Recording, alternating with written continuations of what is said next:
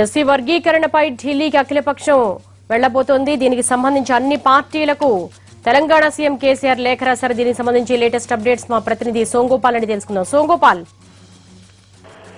ఎల్లుండి ఢిల్లీకి అఖిలపక్షం వెళ్లనుంది. సీఎం కేసీఆర్ నాయకత్వంలోనే అఖిలపక్షం ఢిల్లీకి తీసుకెళ్తున్నారు. కొద్దిసేపటి క్రితమే ముఖ్యమంత్రి రాజకీయ పార్టీలన్నిటికీ లేఖ రాశారు.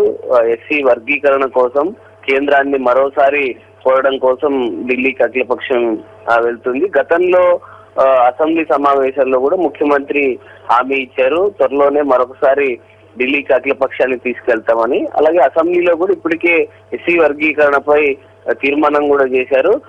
రాజకీయ పార్టీల ఆందోళనలు, అలాగే వర్గీకరణ కోసం బయట ఉన్నటువంటి సంస్థలు ఒత్తిడి తీసుకొస్తున్న నేపథ్యంలో కేంద్రం కూడా ఈ అంశంలో కొంత సానుకూలంగా ఉండడం, అలాగే కేంద్ర మంత్రులు కూడా ఈ వర్గీకరణ త్వరలోనే పరిష్కారం దొరుకుతుందని ప్రకటించిన నేపథ్యంలో ముందుగానే అసెంబ్లీలో తీర్మానం చేసి ఇప్పుడు ఎందుకు వెనక్కు తగ్గాలి, అన్ని పార్టీలు కోరుతున్నప్పుడు ఢిల్లీకి తీసుకెళ్లడంలో తప్పు లేదనే ఉద్దేశంతో ముఖ్యమంత్రి ఢిల్లీకి అఖిలపక్షానికి తీసుకెళ్లాలని నిర్ణయించారు.